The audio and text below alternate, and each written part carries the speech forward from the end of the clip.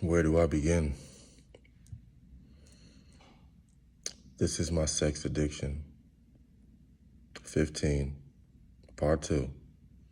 Confessions of a Sex Addict, part 2. I'll always love your wife.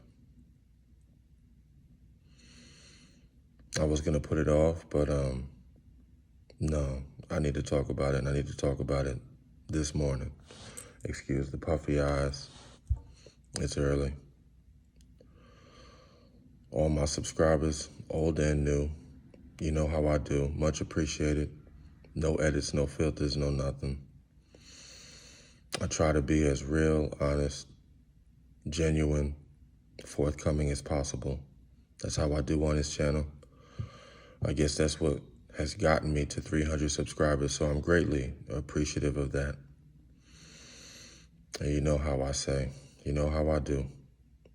Jared, the 20-year recovering sex addict, 20-year recovering abusive sex addict. If I could fit abusive in the name, I would, but I can't. So let's begin.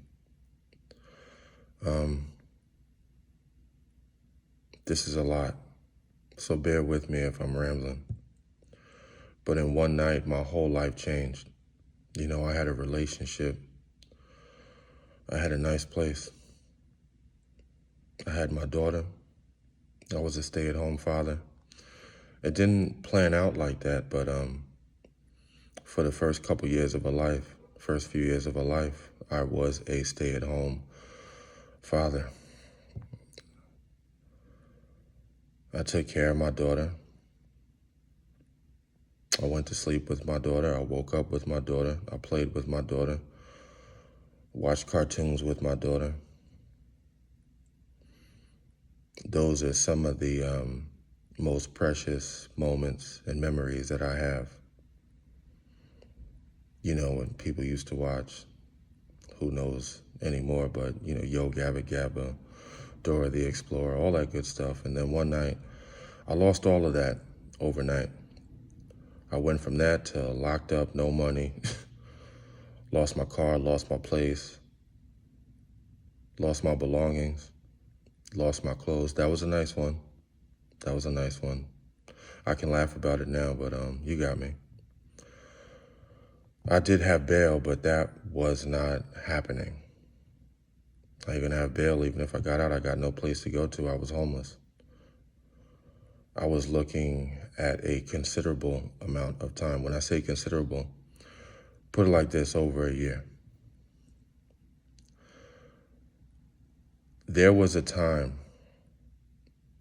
and I remember it specifically, where I was having sex with your now wife after mass amounts of pills, mass amounts of weed, mass amounts of alcohol, back to back to back sex sessions. I don't mean to word it like that, but there's no other way I can word it. At one point, I knew that I had a problem. It had gotten so bad with your wife that I would have sex for hours, wait for her to go to sleep, and then go and masturbate for hours afterwards. I just couldn't get enough. Then after that, maybe sometimes I would have sex with your wife after that too. This is not a lie, man. No cap. I say all of this not to be an asshole. Excuse my language. But I realize that there's no way a good woman is going to tolerate my sex addiction, my sex, drugs, alcohol, pills addiction. I knew that this was going to end badly.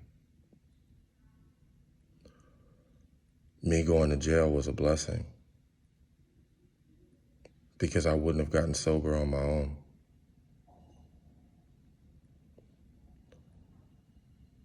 I say that I'll always love your wife because it's true. But that relationship shouldn't have lasted as long as it did. I shouldn't have used her like that. I shouldn't have abused her like that. I should not have treated her like a sex object. but I did, and that was wrong. But I was so gone off the alcohol and drugs and pills that I couldn't stop. This is something that I've struggled to deal with for a long time, but it needed to be said.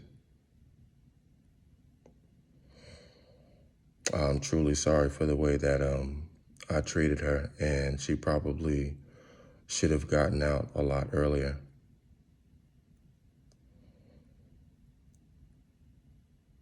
It's crazy how life happens sometimes. But you can't erase history. You can't erase the past. Sometimes you don't get closure. You just learn to move on. I've got so much I need to talk about. That's why I said I would split this up into different parts. So I think I'm going to stop it right here. Bear with me. This is part 2. And believe it or not, I'm actually thankful for you.